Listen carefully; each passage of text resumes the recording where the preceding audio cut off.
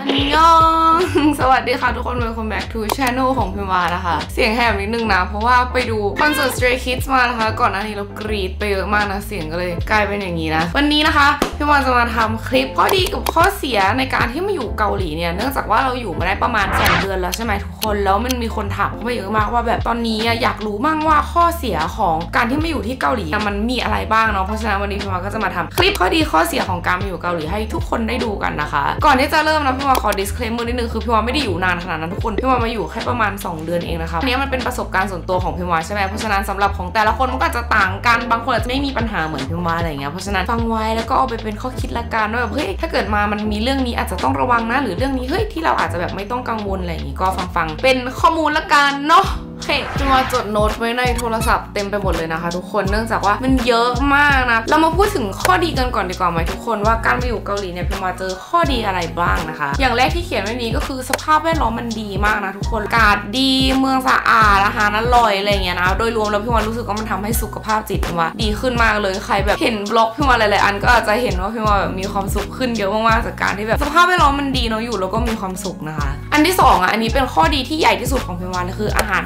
คุณภาพดีนะทุกคนคือนอกจากจะอร่อยแล้วใช่ไหมคะที่พูดไปก่อนนั้นนะคืออาหารทุกอย่างพิมวารู้สึกว่ามันค่อนข้างแบบสดแล้วก็อาหารของแต่ละร้านพิมวารู้สึกว่าเขาใส่ใจอะแล้วแบบแต่ละร้านเขาจะ specialize สำหรับแต่ละอย่างอะไรเงี้ยเขาไม่ได้ขายเหมือนกันหมดเพราะฉะนั้นเวลาเราไปร้านไหนรู้สึกว่าร้านนี้เขาเก่งเรื่องอาหารอันนี้จริงๆแล้วมันแบบอร่อยอะคุณภาพมันดีอะข้อที่3ก็คืออาหารสุขภาพมันหาง่ายมากนะทุกคนอาหารที่แบบฟิลไดเอทเฮลตี้ที่นี่มันหาค่อนข้างง่ายนะคะแถวที่พิมวาอยู่ก็มีแบบ2-3 ร้านเลยซึ่งแบบราคาก็ไม่ได้แพงมากด้วยประมาณแบบ100นิดๆอะไรเงี้ยแล้วเดี๋ยวขึ้นรูปให้ดูก็ได้อันเนี้ยคือที่พิมวาชอบกินนะแล้วก็คือด้วยราคาใช่ไหมทุกคนแล้วก็ความหาง่ายเนี่ยพิมวาก็รู้สึกว่าสายเฮลตี้แบบเราเนี่ยมันใช้ชีวิตง่ายขึ้นกว่าตอนที่อยู่ตอนที่ไทยนะคะจริงๆแล้วอาหารเฮลตี้มันก็มีหลายแบบแหละแต่ละคนก็ชอบแต่ละอย่างไม่เหมือนกันเนาะบางคนจะชอบกินผักต้มกินซุกี้อะไรอย่างงี้แต่พิมวาชอบกินแบบฟิลฝรั่งนิดนึงซึ่งที่นี่เขาก็แบบเหมือนอินอะไรประมาณเดียวกันแล้วมันก็เลยทำให้มันหาง่ายละมั้งนะอาหารที่แบบเฮลตี้ที่ตรงเทสพิมวาอะไรเงี้ยเรื่องต่อไปนะคะการใช้จ่ายสะดวกมากทุกคนเนื่องจากว่าจริงๆแล้วมันเกือบจะ cashless แล้วด้วยซ้ำมาคือกระทั่งป้าที่แบบเป็นเพิงอยู่ข้างๆทางเขายังมีที่รูดการ์ดเลยนะคะเพราะฉะนั้นเวลาพิมวาจะไปซื้ออะไรเนี่ยพิมวาไม่ต้องพกเงินสดเลยนะพิมวาก็สามารถเอาการ์ดไปนะคะแล้วก็ไปให้ทุกคนรูดได้ทุกที่เลยนะแต่ว่าจะมีแบบร้านพวกฟิลข้างมหาลัยที่เป็นแบบข้างทางนิดนึงที่เขาขายอะไรเงี้ยพวกนั้นเขาก็จะไม่ค่อยรับการ์ดนะคะใครจะมาเที่ยวอะไรอย่างงี้ถ้าแลกเงินมาบางร้านเดี๋ยวนี้มันก็ไม่สามารถใช้เงินสดได้แล้วไม่แน่ใจว่าเพราะว่าโควิดหรือเปล่าแต่ว่าส่วนใหญ่เขาจะใช้การ์ดกันนะคะที่นี่มันก็สะดวกมากเลยนะแล้วก็บัตรที่เป็นบัตรเดินทางอะไรเงี้ยขึ้นบัสขึ้นรถไฟฟ้าอะไรเงี้ยก็คือใช้การ์ดแตะแป๊บเอาได้หมดเลยนะค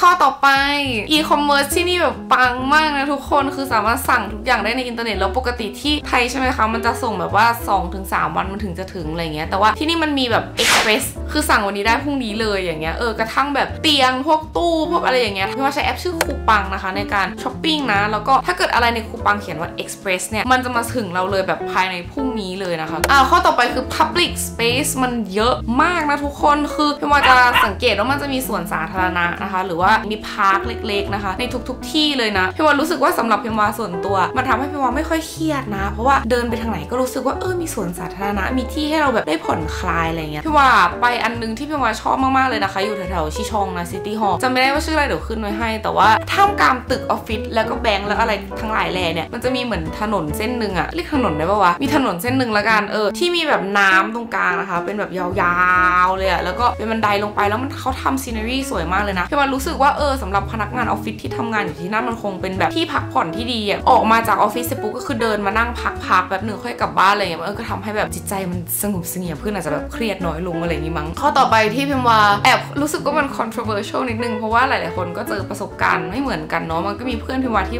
เจอประสบการณ์ที่ไม่ค่อยดีเท่าไหร่แต่สำหรับพิมว่าส่วนตัวพิมว่ารู้สึกว่าคนเกาหลีอัธยาศัยดีอยู่นะเวลาไปร้านอาหารหรือเวลาไปอะไรเงี้ยถึงแม้เราจะไม่เข้าใจภาษาเกาหลีแล้วเขาจะมีมองแบบมาบ้างแต่โดยรวมแล้วพิมว่ารู้สึกว่าเขาให้ความช่วยเหลือได้ดีทีเดียวเลยเวลาพิมว่าไปไหนเราไม่เข้าใจบอกว่าพูดภาษาเกาหลีไม่ได้นะเขาก็จะพยายามพูดภาษาอังกฤษเป็นทับศัพท์ใส่กับหาเราอะไรอย่างนี้หรือบางทีเขาก็รัวภาษาเกาหลีกับใส่เรานั่นแหละแต่ว่าเขาก็ใช้ภาษามือช่วยหรือแบบพยายามที่เอาอันนี้ใช่ไหมอะไรอย่างเงี้ยโดยรวมพิมว่าประทับใจกับคนที่นี่เหมือนกันนะข้อต่อไปคือคาเฟ่เยอะมากทุกคนพิมว่ามีความสุขมาก อันนี้มันไม่รู้จะเป็นข้อดีได้หรือเปล่าแล้วแต่สำหรับพิมพ์มันเป็นข้อดีมากเพราะพิมพ์เป็นมนุษย์หาทำคอนเทนต์แล้วชอบไปคาเฟ่ที่สุดในโลกแล้วนะทุกคนเพราะฉะนั้นคาเฟ่มันเยอะมากแล้วมันทำให้พิมพ์แฮปปี้มากแล้วมันไม่ได้เป็นคาเฟ่แบบคาเฟ่สวยเฉยๆอะเก็ตฟีลว่าอาหารมันอร่อยจริงขนมมันอร่อยจริงอะทุกคนมันแทบจะน้อยมากที่พิมพ์ไปแล้วรู้สึกว่าแบบอันนี้มันสวยเฉยๆไม่ค่อยอร่อยอะไรเงี้ยเป็นการไปนั่งคาเฟ่ที่รู้ว่าไม่ได้แบบเสียตังค์ไปกับบรรยากาศเฉยๆแต่แบบได้กินขนมที่อร่อยด้วยนะคะคาเฟ่ที่นี่ไม่ได้มีแค่คาเฟ่ที่มีขนมอย่างเดียวนะทุกคนมันจะมีคาเฟ่ทำอย่างอื่นด้วยนะคะเช่นไปแล้วแบบไปวาดรูปได้ไปปักพรมได้คือนอกจากจะเป็นคาเฟ่ที่สามารถไปได้แล้วนะคะมันก็จะมีแบบอื่นๆอีกเยอะมากทุกคนเช่นแบบใส่ชุดนักเรียนไปเดินลอตเต้อะไรเงี้ยอย่างที่พิมพ์มาถ่ายมาลงนะคะหรือแบบกิจกรรมอื่นๆที่เราอาจจะไม่ต้องเสียเงินด้วยซ้ำในการที่จะเข้าร่วมนะคะเกาหลีชิหาทำเรื่องกิจกรรมมากนะล่าสุดนะคะเหมือนมันจะมีสวนสาธารณะอันนึงที่เราสามารถไปนั่งได้นะทุกคนแล้วเขาก็จะแบบมีคอนเสิร์ตมีอะไรมาจัดกิจกรรมให้เราสามารถไปเล่นได้นะคะให้คนคลายเครียดกันเนาะทำให้เราแบบเหมือนรู้สึกออกไปใช้ชีวิตได้อย่างเต็มที่ถ้าใครสายหาทำอาจจะชอบการอยู่เกาหลีมากๆเลยเพราะว่าคาเฟ่เยอะแล้วก็มีกิจกรรมให้หาทำเยอะมากเลยนะคะเฮ้ยข้อต่อไปพี่ว่าตื่นเต้นกับข้อนี้มากประเทศนี้พี่ว่ายังไม่เจอจิ้งจกหรือตุ๊กแกเลยทุกคนคือพี่ว่ากลัวจิ้งจกมากอะแต่มาอยู่ประเทศนี้คือฉันไม่ต้องพะวงเรื่องจิ้งจกไม่ต้องแบบเดินกลับบ้านแล้วรู้สึกว่าโอ้ my god ตอนกลางคืนแล้วมันจะมีจิ้งจกตรงไหนไม่มีเลยพี่ว่าอยู่ใช้ชีวิตอย่างสงบสุขโดยไม่มีจิ้งจกมารบกวนรู้สึกเป็นข้อดีที่ใหญ่หลวงของประเทศนี้ที่มาประทับใจมากนะคะมาชอบมา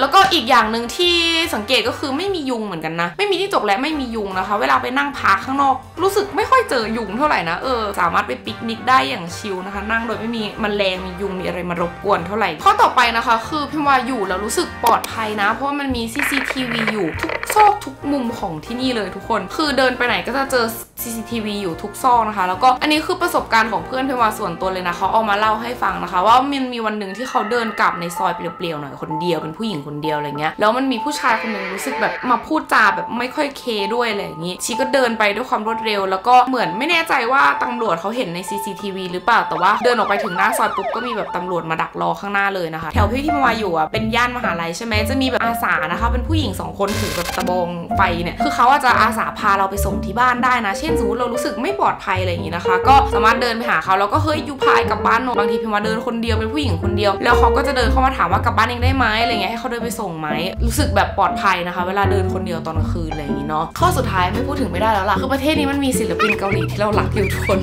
เป็นข้อดีนะคะคือป้ายไอดอลเยอะมากคนล่าสุดพิมว่าไปเจอป้าย Stray Kids นะคะในฮงแดน X13 นะคะ X13 ของ Mahagrid นะคะซึ่งเป็นแบรนด์เสื้อผ้าน้องไปคอลแลบด้วยแล้วเราก็จะเห็นน้อง Stray Kids ของเราน้องฟิลิกซ์ยิ้มแบบกว้างมากคือตรงสเตชันมีความสุขมากเลยการเป็นติ่งในประเทศนี้รู้สึกแบบ complete มากเดินไปไหนก็เจอแต่หน้าไอดอลที่เราชอบเต็มไปหมดนะคะพูดถึงข้อดีเรามาพูดถึงข้อเสียกันบ้างดีกว่านะคะข้อแรกที่พี่ว่าเขียนไว้มันเหงาเหมือนกันนะทุกคนการย้ายมาอยู่คนเดียวที่ต่างประเทศนะคะแต่จริงๆคนที่ไม่ได้มาอยู่คนเดียวก็อาจจะรู้สึกเหงาก็ได้นะว่ามันจะต้องการปรับตัวค่อนข้างเยอะเวลาเรามาอยู่ต่างประเทศเนี่ยมันจะมีเอกสารที่ต้องทำหรืออะไรที่เราจะต้องเจอความลำบากสักนิดสักหน่อยอะไรเงี้ยแล้วการที่เราฝ่ามันไปคนเดียวเนี่ยบางทีมันก็เหงาเหมือนกันสังคมที่เราเคยอยู่ด้วยที่บ้านเช่นแบบยิมออกกำลังกายหรือเพื่อนๆเราที่เราเคยกินข้าวด้วยแฮงเอาท์ด้วยก็ไม่ได้อยู่กับเราที่นี่ถูกไหมมันก็เลยรู้สึกเหงานิดนึงนะคะอันต่อไปคือค่าของชีพค่อนข้างสูงนะคะข้างนอกถ้าเราจะไปกินมันก็จะถูกที่สุดที่ประมาณเจอน่าจะประมาณแบบ 4-5,000 ถึงประมาณ 6,000 วอนอะไรอย่างงี้นะจะเป็นเรนจ์ราคาที่ไม่ถึงหมื่นก็คือถือว่าถูกสำหรับที่นี่แล้วนะคะซึ่งที่นี่มื้อละประมาณ160-170 บาทอะไรเงี้ยนะแต่ว่าบางทีคนเราก็อาจจะไม่อยากอยู่ประหยัดขนาดนั้น มันก็จะมีบางมื้อที่เราแบบไปกินแบบที่มันอร่อยหรือแบบนู่นนี่บ้างอะไรเงี้ยนั่นก็จะตกประมาณมื้อละประมาณ300นะคะก็แนะนำให้ทำอาหารกินเองดีกว่าบางทีอาจจะแบบทูน่ากระป๋องซื้อมาอะไรเงี้ยฟีลแบบเมนูเด็กห่อนิดนึงอันนี้ก็จะช่วยให้เราประหยัดได้เยอะขึ้นมากๆเลยนะคะมันจะมีแบบค่าใช้จ่ายต่างๆที่เป็นพวกแบบว่าค่ามัดจำคอนโดที่มันรู้สึกว่ามันแพงนิดนึงก็อาจจะต้องบริหารการเงินตัวเองนิดนึงนะคะถ้าเกิดว่าใครรู้สึกว่าอยากมาอยู่ที่เกาหลีแต่ว่ามีงบที่จำกัดนะคะคือมีสิ่งเราใจเยอะมากทุกคนทั้งแบบเครื่องสำอางสกินแคร์ไอดอลเกาหลีคอนเสิร์ตกิจกรรมนู่นนี่เค้กแบบคือมันเยอะมากๆนะคะทุกคนถ้าเกิดว่าไม่ได้บริหารเงินตัวเองดีมันจะเกิดการล้มละลายขึ้นนะทุกคนโอ้โหข้อต่อไปขออันนี้หน่อยคือ barrier ทางด้านภาษาเป็นข้อเสียใหญ่ของพิมวาเลยนะเนื่องจากว่าคนที่เนี่ยเขาไม่ค่อยพูดภาษาอังกฤษกันเลยทุกคนแบบน้อยมากๆที่จะพูดได้นะคะเวลาไปทำเอกสารหรือเวลาไปทำอะไรเงี้ยลำบากมากเรา expect ว่าบางทีเวลาเราไปทำเอกสารหรือเราไปอะไรมันอาจจะต้องมีคนพูดภาษาอังกฤษได้หน่อยไหมแต่ว่าไม่มีค่ะคือทุกคนพูดภาษาอังกฤษได้น้อยมากๆเลยเพราะฉะนั้นเวลาไปทำเอกสารเนี่ยมันเป็นการปวดหัวอันยิ่งใหญ่ของพิมวา เพราะพิมว่าต้องเอาสกิลภาษาเกาหลีระดับอนุบาลของเราพูดกับเขาสุดท้ายก็คือต้องใช้ Google Translate แล้วก็can you like พูดใส่ในนี้ให้หน่อยได้ไหมก็จะผ่านเอกสารแต่ละอย่างไม่ได้ก็จะทำอะไรได้ไปแบงค์ได้ก็จะโอ้ my god คือแบบวุ่นวายมากนะถ้าเกิดว่าใครมาอยู่แล้วรู้สึกไม่อยากลำบากเองนะคะก็สามารถจ้างเอเจนซี่ได้เช่นเดียวกันแต่สำหรับพิมว่าทำเองหมดเลยนะคะก็ไม่รู้ว่าทำไมถึงทำเองเหมือนกันมันก็เลยลำบากขึ้นมานิดนึงนอกจากทำเอกสารแล้วก็มีแบบชีวิตประจำวันนิดนึงนะรู้สึกว่ามันลำบากในช่วงแรกๆถ้าเราไม่รู้ภาษาเกาหลีเลยเวลาจะสั่งข้าวต้องพูดอะไรหรือว่าอะไรคือมันภาษามือได้ประมาณนึงแหละทุกคนแต่ว่าถ้าเราอยู่ไปนานๆแล้วมันจะเกิดความรำคาญตัวเองกับการที่แบบฟังคนอื่นไม่รู้เรื่องเป็นเดือนอะทุกคนคือเวลามาเที่ยวมันยัง2 อาทิตย์ที่ฟังไม่รู้เรื่องก็สนุกดีเป็นการใช้ชีวิตแต่แบบพอมันอยู่มาเดือน2 เดือนแล้วมันจะเริ่มแบบโอ้ยก็คุยกับใครไม่รู้เรื่องเลยแค่จะสั่งข้าวมันจะแบบเหนื่อยและลำบากขนาดนี้อะไรเงี้ยบางทีรู้ไว้นิดๆหน่อยๆก็เป็นประโยชน์ต่อตัวเองนะข้อต่อไปขอบ่นหน่อย ห้างที่นี่เดินยากมากเลยแล้วก็แบบมันไม่ได้เหมือนที่ไทยพี่มองว่าห้างที่ไทยเจ๋งสุดแล้วทุกคนคือบางทีเวลาเราต้องการซื้ออะไรที่ประเทศไทยนะคะเราสามารถเข้าไปในห้างแล้วเราสามารถหาทุกอย่างที่ห้างได้เลยแต่ว่าห้างที่เนี่ยมันไม่ใช่แบบนั้นนะทุกคนคือถ้าเป็นห้างที่ไม่ได้ใหญ่มากเขาก็จะไม่ได้มีทุกอย่างไม่ได้มีเยอะมากอะไรอย่างเงี้ยถ้าเกิดว่าเราจะหาของอย่างเงี้ยมันส่วนใหญ่แล้วมันจะแยกออกมาเป็นช็อปอะไรอย่างเงี้ยนะคะมันก็จะมีมาร์ทแยกออกมาหรือแบบโซนนี้ขายอุปกรณ์อิเล็กทรอนิกส์โซนนี้ขายแบบของแต่งบ้านโซนนี้ขายนู่นขายนี่อะไรเงี้ยคือเราก็ต้องไปย่านนั้นโซนนั้นเพื่อที่จะหาของนั้นๆอะไรอย่างเงี้ยมันก็จะไม่ได้แบบ one stop service แบบที่ไทยที่แบบไปปุ๊บซื้อทุกอย่างกลับบ้านได้เลยอะไรอย่างงี้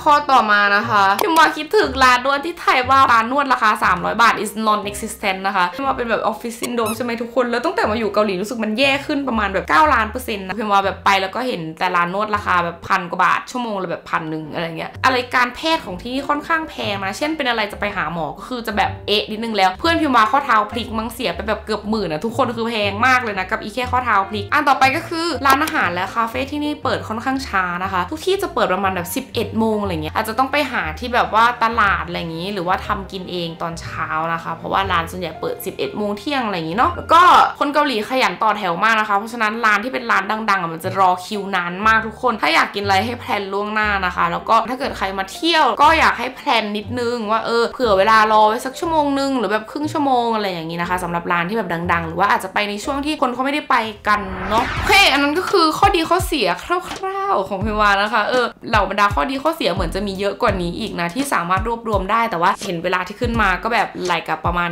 20 นาทีแล้วฉันต้องตัดลงมาเหลือ10 นาทีรู้สึกมันยาวนานเหลือเกินขอหยุดไปที่เท่านี้ก่อนนะคะถ้าเกิดว่าใครมีข้อดีข้อเสียของตัวเองเนี่ยที่คิดว่าเฮ้ยแบบอยู่เกาหลีแล้วรู้สึกอย่างงี้อย่างงู้นที่พิมวามิสเอาแล้วไม่ได้พูดในคลิปนี้นะคะสามารถพิมพ์ไว้ด้านล่างได้นะแชร์กับเพื่อนๆด้วยเพราะพิมวาก็อยากรู้เหมือนกันว่าข้อดีข้อเสียของคนที่มาอยู่เกาหลีแบบพิมวาเนี่ยเจออะไรกันบ้างนะคะตอบคอมเมนต์มากเลยช่วงนี้แบบมีความสุขมากเลยนะคะฝากไปประมาณนี้นะคะทุกคนอย่าลืมกดไลค์กด subscribe ให้พิมวานะติดตามซีรีส์เกาหลีของพิมวาได้นะคะด้วยการกด subscribe และกดกระดิ่งนะคะทุกคนแล้วก็พิมวาทำคอนเทนต์อื่นๆนะคะลงทางแบบ Instagram Facebook Twitter นะคะก็สามารถไปตามกันได้มี TikTok เล่นบ้างบางทีแต่ช่วงนี้ไม่ค่อยเข้าเท่าไหร่นะคะก็สามารถไปตามกันได้เช่นเดียวกันนะคะแล้วก็เร็วๆนี้พิมวาจะลงโปรเจกต์เพลงของพิมวาแล้วนะคะก็